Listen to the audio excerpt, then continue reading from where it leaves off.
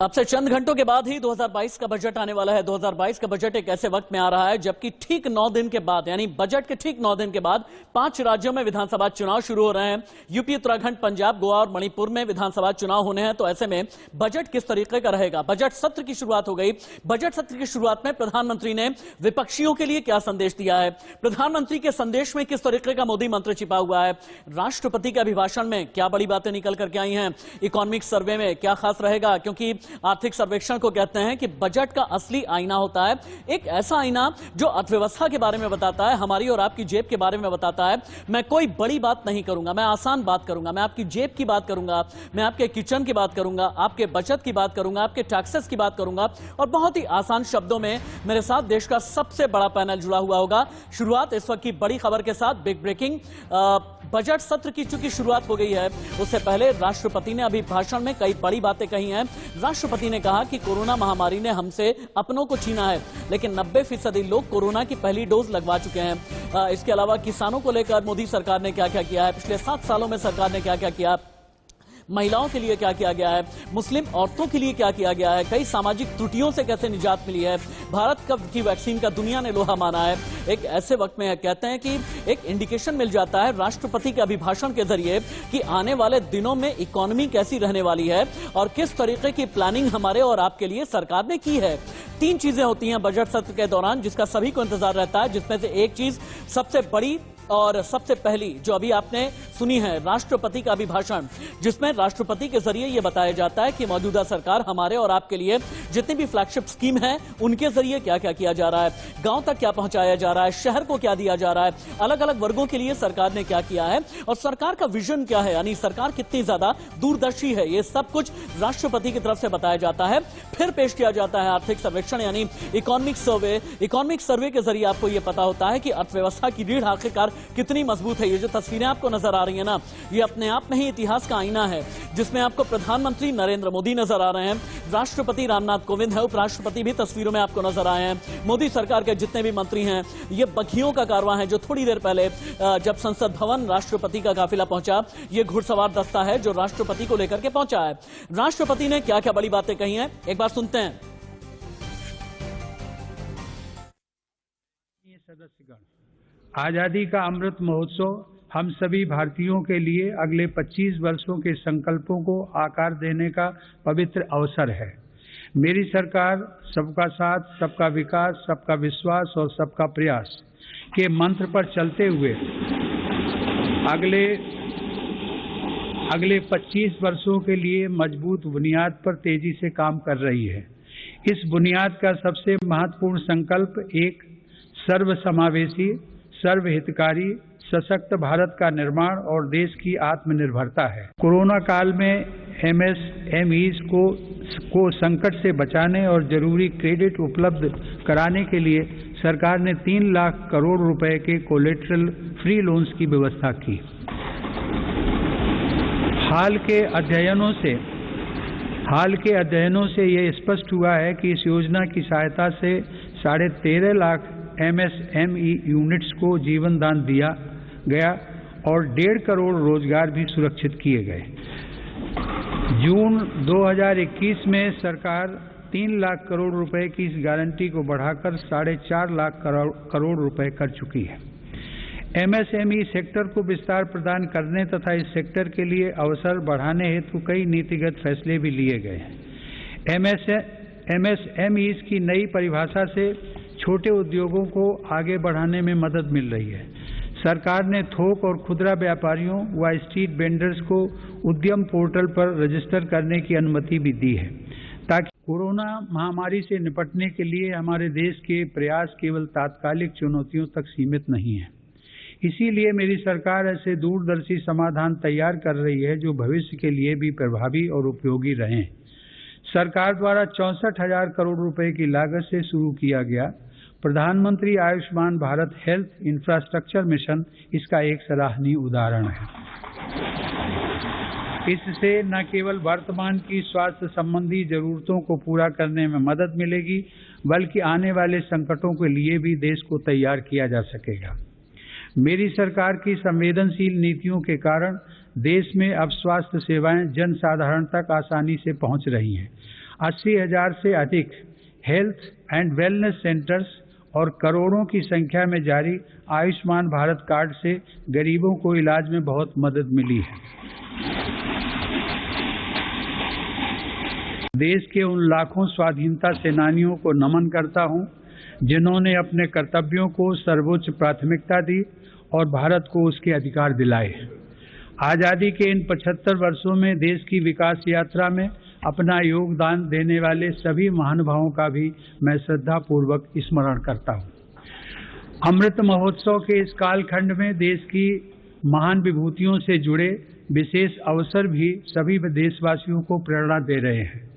गुरु तेग बहादुर जी का 400वां प्रकाश वर्ष पर्व, श्री अरविंदो की 150वीं जन्म जयंती, V.O. चिदम्बरम पिल्लई का 150वां जन्म वर्ष और नेताजी सुभाष चंद्र बोस की 125वीं जन्म जयंती जैसे पुण्य अवसरों को मेरी सरकार पूरी भव्यता के साथ मना रही है। राष्ट्रपति का अभिभाषण तो आपने सुन लिया, लेकिन हर किसी को इंतजार यह है कि निर्मला सीतारमण की पोटली में इस बार क्या होने वाला है। एक जमाने में पोटली होती थी, फिर उसके बाद पोथी जैसा कुछ होता था, एक बैग दिखाया जाता था, लेकिन अब सब कुछ डिजिटल हो गया है। यानी एक लैपटॉप के जरिए या फिर आईपैड के जरिए या फिर टैबलेट कंप्यूटर के जरिए ही पता यह चलता है कि आखिरकार हमारी और आपकी जेब के लिए क्या कुछ खास रहने वाला है। महामहिम राष्ट्रपति का अभिभाषण तो आपने सुना, लेकिन आगे के लिए प्लान क्या है, मैं आपकी जेब की बात अब शुरू करने वाला हूं। और जितने भी डिग्निटरीज, जितने भी बड़े गेस्ट, देश के जाने माने गेस्ट मेरे साथ जुड़े हुए हैं, उन्हें एक बार इंट्रोड्यूस कर देता हूं। टीवी पर आप देख सकते हैं डॉक्टर अतुल लोंढे जी हमारे साथ में, प्रवक्ता हैं कांग्रेस के। गुरु प्रकाश पासवान, प्रवक्ता Bharatiya Janata Party. Doctor Anurag Batra, chairman DW business world, थोड़ी देर के बाद जुड़ने वाले हैं। आकाश जिंदल जी, देश के जाने माने अर्थशास्त्री हैं। अर्थशास्त्र के अलावा शेयर बाजार पर भी बहुत नजर होती है, बचत से लेकर के करों तक कितनी कटार रहने वाली है, ये सब कुछ आकाश जिंदल आपको बताएंगे। शरद कोहली जी वरिष्ठ अर्थशास्त्री हैं और इनका बोलने और बताने का अंदाज बिल्कुल आपके माकूल रहता है। यानी ये आपके किचन की बात करते हैं, आपकी जेब की बात करते हैं। एक ऐसी शख्सियत जिन्होंने बहुत लंबे इतिहास तक सरकारें देखी हैं, बजट देखा है, अरविंद मोहन जी कंसल्टिंग एडिटर हैं इंडिया न्यूज के, और जैसा कि मैंने बताया गुरु प्रकाश प्रवक्ता भी बीजेपी के मेरे साथ में जुड़े हुए हैं।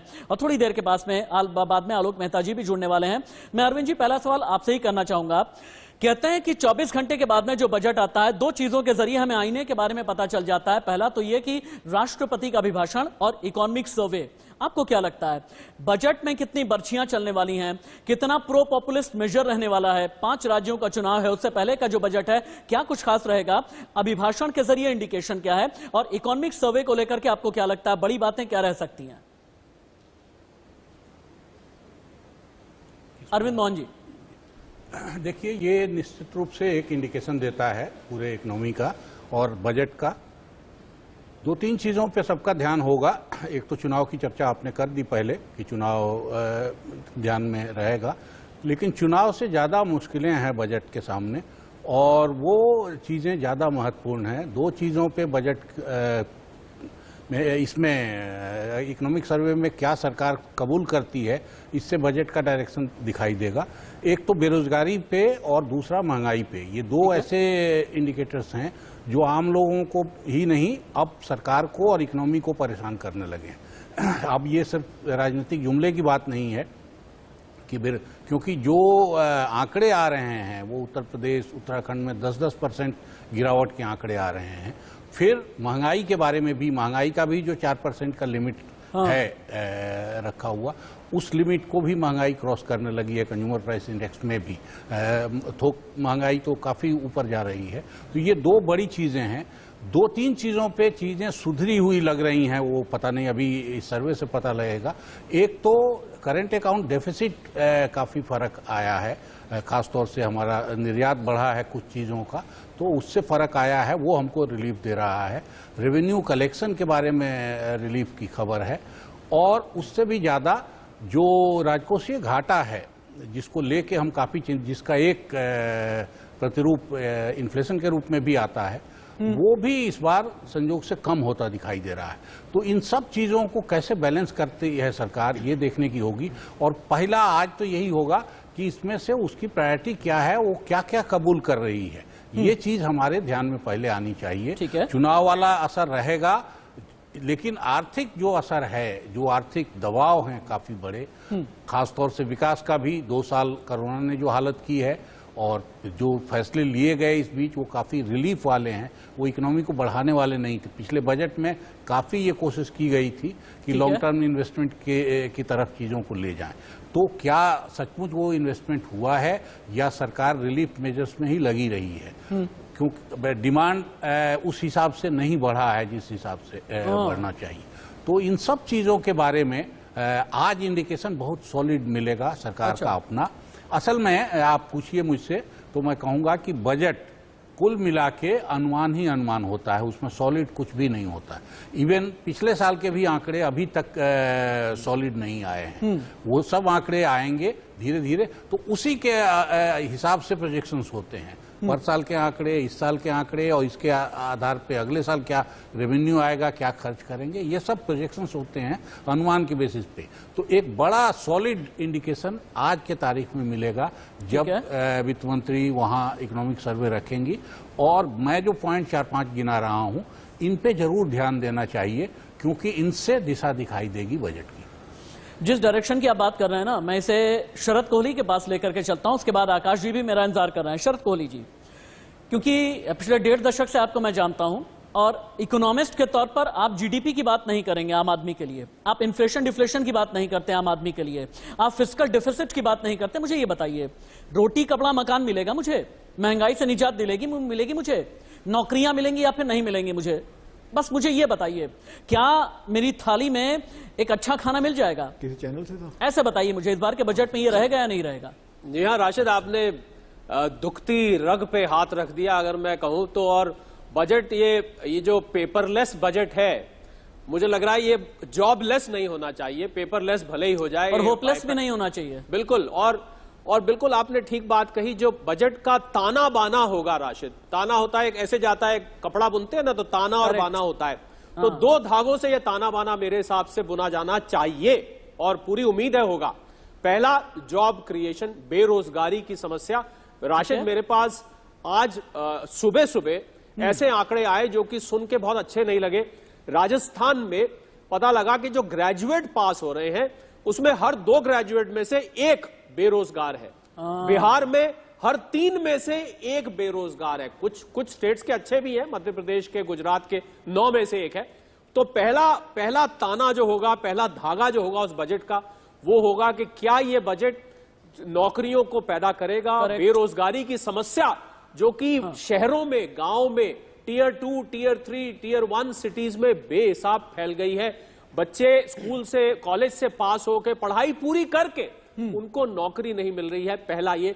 और दूसरा रहेगा डिमांड को बढ़ाना, क्योंकि पैंडेमिक के दौरान लोगों ने नौकरियां गई, किसी की तनख्वाह कटी, किसी का काम धंधा बंद हो गया, उसकी वजह से उनकी सेविंग्स राशिद बिल्कुल खत्म हो गई। ठीक है, उस सेविंग्स की वजह से उन्होंने पैसे में बचत करनी शुरू करी और वो बचत यूं करी कि उन्होंने सामान खरीदना, बिल्कुल बहुत जरूरी जो सामान था ना, आपने थाली की बात, लेकिन शरद जी, यहां पर मेरे बजट में भी बर्छियां होती हैं, मेरी बचत में भी बर्छियां होती हैं, और बर्छियां क्या बल्कि कटारें होती हैं। कटारों के साथ में मैं आकाश जिंदल के पास में जाता हूं। आकाश जी, मैं टैक्सेस के बारे में आपसे बाद में बात करूंगा, क्योंकि यहां पर अरविंद मोहन जी ने एक मुझे डिबेट की लाइन दी हुई है कि मैं रोजगार के बारे में बात करूं, और क्यों ना बात करूं एक ऐसे वक्त में जबकि मेरे पास में कुछ डेटा है। जरा सुनिएगा आकाश जी, लगभग 3 करोड़ 3 लाख युवा कोई काम नहीं है, बेरोजगारी लॉकडाउन से भी ज्यादा है।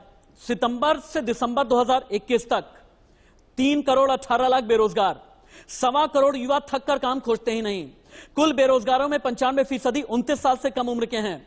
18 करोड़ से ज्यादा ग्रेजुएट आज की तारीख में बेरोजगार हैं। क्या मुझे नौकरी मिलेगी? निर्मला जी का बजट क्या नौकरी देगा आम आदमी को?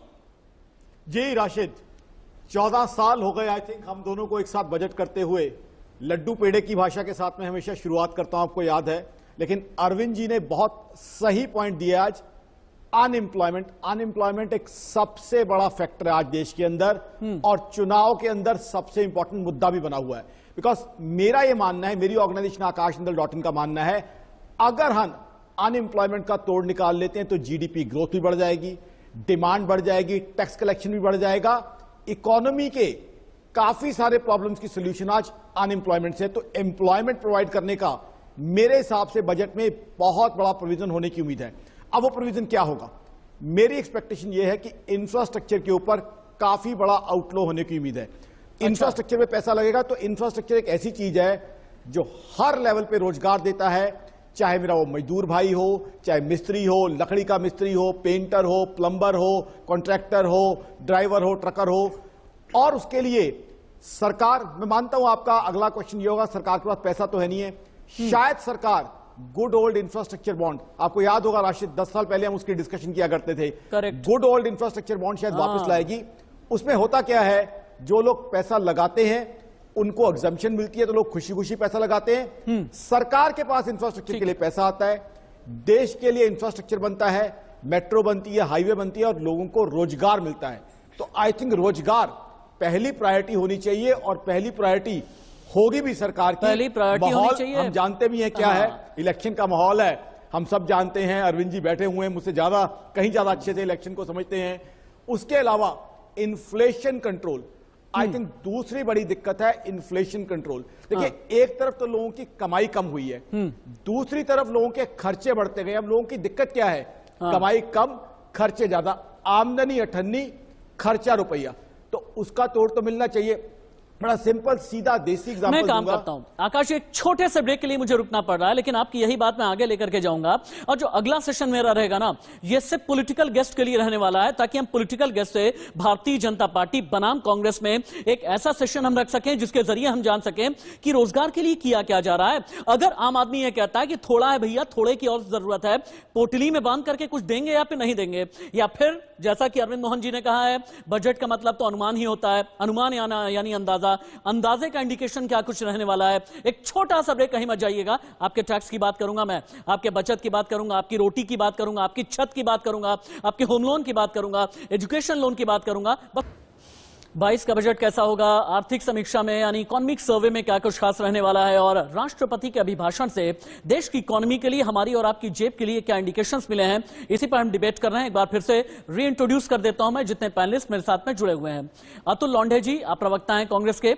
डॉक्टर अनुराग बत्रा मेरे को एंकर भी हैं, चेयरमैन हैं BW बिजनेस वर्ल्ड के, आप भी मेरे साथ में हैं। आपसे थोड़ी ही देर के बाद में और भी कुछ गेस्ट पैनल जुड़ने वाले हैं। आलोक मेहता जी मेरे साथ जुड़ गए हैं, कंसल्टिंग एडिटर इंडिया न्यूज।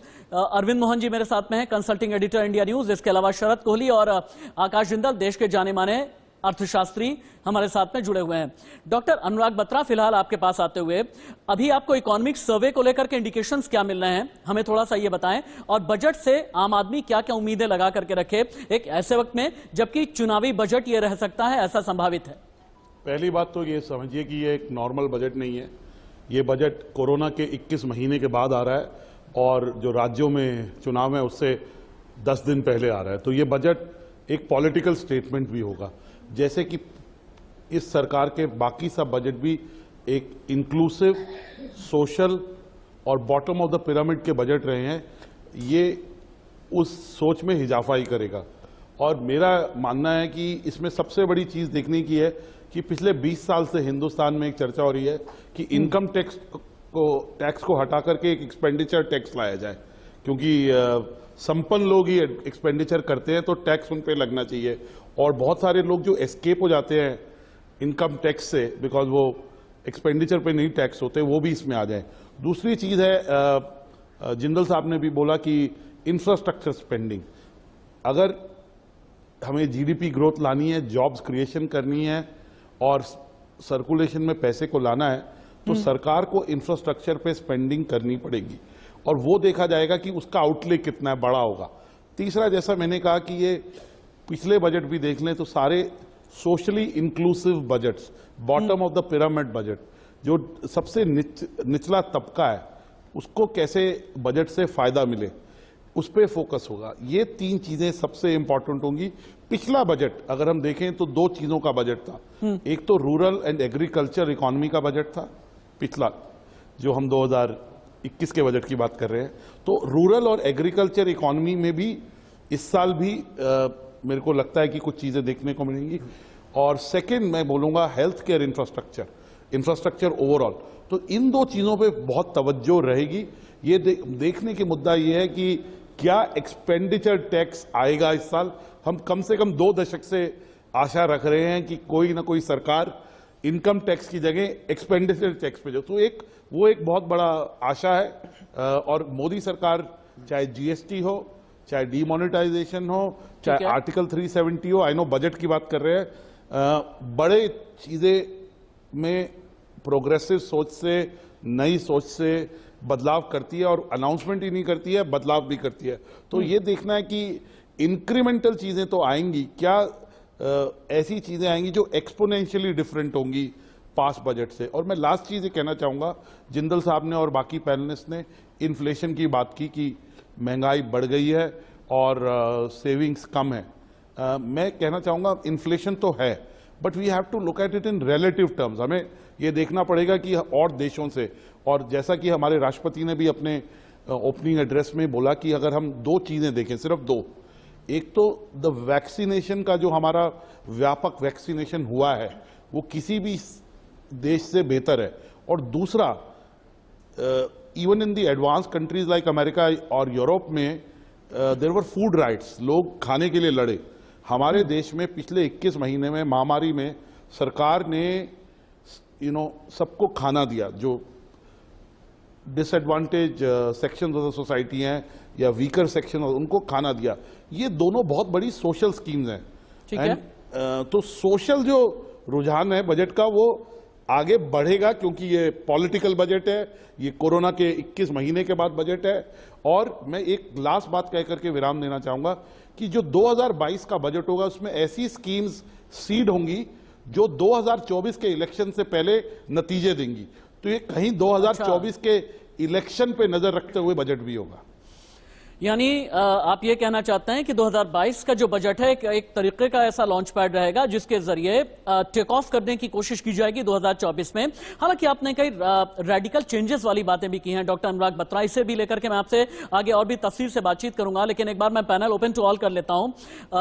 मैं इससे पहले कि आलोक मेहता जी आपके पास में आऊं, पॉलिटिकल गेस्ट दो हमारे बहुत देर से इंतजार कर रहे हैं। मेरे साथ में गुरु प्रकाश जी हैं, भारतीय जनता पार्टी के नेता हैं, प्रवक्ता हैं। गुरु प्रकाश जी, अब आप मुझे ये बताइए कि अभी थोड़ी देर पहले नौकरी की बात हो रही थी, आपके सामने भी रखता हूं, 3 करोड़ से ज्यादा युवाओं के पास काम नहीं है, 18 करोड़ से ज्यादा ग्रेजुएट आज की तारीख में बेरोजगार हैं, 24 करोड़ युवा थक कर काम खोज ही नहीं रहे।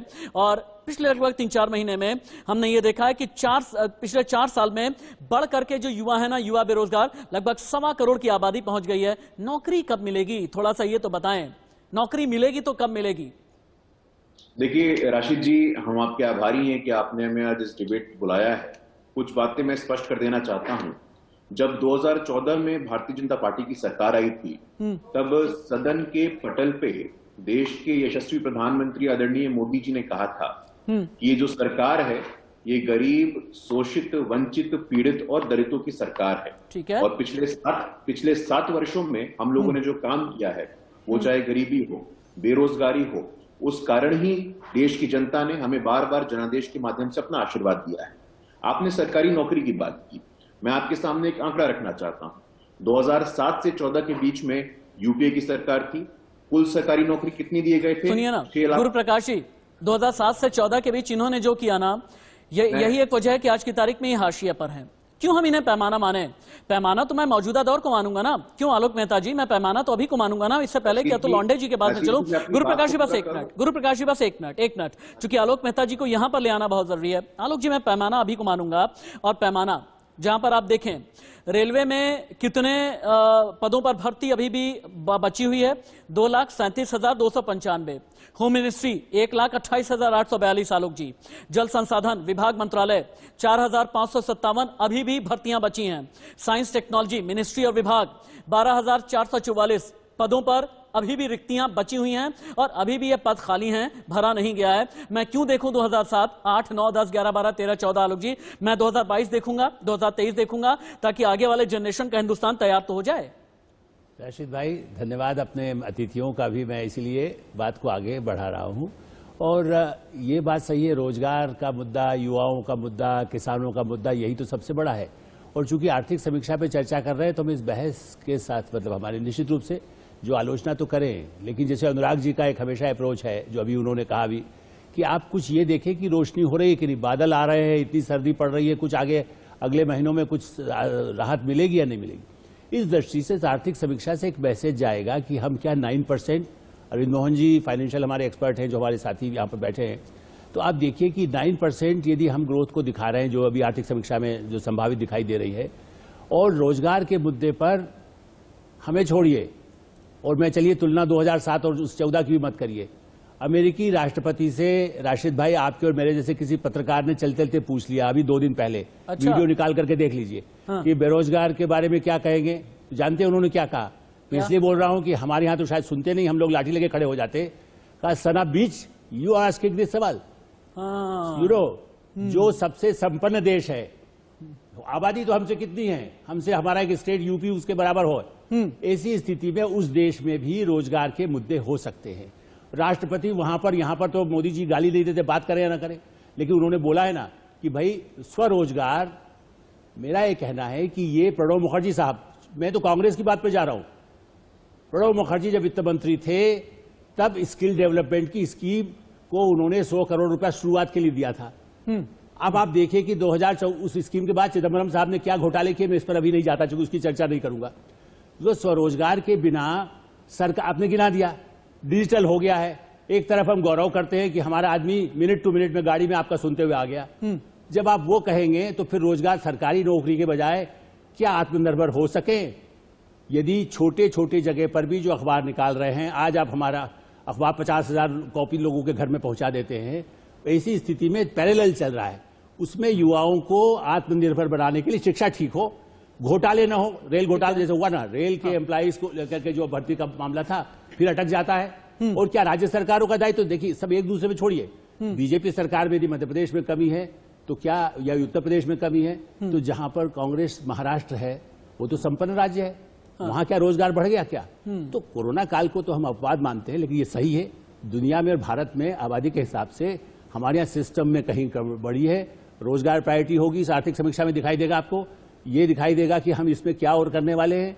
हम यदि सड़क बन रही है, दुनिया में इतनी सड़कें शायद पिछले सालों में जो बनी है भारत में, उसमें रोजगार किसको मिलता है? अच्छा, एक अंत में कहूंगा, ज्यादा बहस में नहीं पड़ता, मैं नंबर जारी आपको कर दूंगा। आप दिल्ली के जो इलेक्ट्रीशियन है जो घर में मेरे आते हैं, आपके घर में आते हैं, बंबई में आते हैं, बंगलोर में आते हैं, भोपाल में आते हैं, उनको आप फोन करिए, पूछिए कि एक बार आने का कितना पैसा लेगा। 300 से 500 रुपया लेता है। बिल्कुल ठीक बात है। उसकी मुझे खुद बताया है, मैं अभी नंबर दे दूंगा अरविंद जी को, वो बिहार का रहने वाला है, बेगूसराय का, और वो ये कहता है कि साहब मैं दिल्ली में बैठ करके 4 घर में जाता हूं, 2,000 रुपया मिलता है, महीने भर में कितना हुआ? 60,000 रुपया। बाहर जो ग्रेजुएट खड़ा हुआ है हमारे साथ, ट्रेनिंग आया है, उसको 15,000 मुश्किल से मिलता है। तो ये समस्या भारत की है। और लाठी अलग से खाता है, लाठी खाता है। यदि उसके मन में डाला जाए कि तू अच्छा काम सीख, आप दंतेवाड़ा में जाइए, वहां के स्किल डेवलपमेंट के, और फरीदाबाद में जाइए, यदि वहां से किसी को नौकरी ना मिली हो तो आप जो कहिए मुझे भी फांसी पे लटका दीजिएगा, सरकार को छोड़िए। मेरा ये कहना है कि हम काम न करना चाहें, बिहार में, यूपी में इसलिए सरकारी नौकरी चाहते हैं, मैं सबका नहीं कह रहा हूं कि हम काम न करें, हम वहां जाके दस्तखत लगाएं और उसके बाद झंडा लेके खड़े हो जाएं कि अगली बार डीए कितना बढ़ने वाला है। ये उस प्रवृत्ति को सरकार में लोगों की जरूरत है, उसकी भर्ती की जाए। आर्थिक समीक्षा या बजट में हमारा जो आपका दायित्व ये नहीं है कि खाली हम भड़काएं, हमारा काम यह है कि सरकार पर नजर रखें, सरकार के मंत्रालयों में जो काम नहीं हुआ है, पैसा जो खर्च नहीं हुआ है, आज चर्चा इस बात की होनी चाहिए कि आर्थिक समीक्षा में जो भी दावे किए जाएं, क्यों नहीं खर्च हुआ। बिल्कुल ठीक आप कह रहे हैं, आप तो बिल्कुल वस्तु स्थिति के बारे में ही बात कर रहे हैं, आप रियलिटी की बात कर रहे हैं। मैं अतुल लोंढे जी, इससे पहले कि आपके पास आऊं, मैं एक चीज के लिए मैं डॉक्टर अनुराग बत्रा के पास फिर से जाना चाहूंगा। डॉक्टर अनुराग बत्रा, अभी थोड़ी देर पहले आपसे बात हो रही थी, आपने ये कहा कि इनकम टैक्स की जगह एक्सपेंडिचर टैक्स जैसा कोई प्रोविजन हो जाना चाहिए।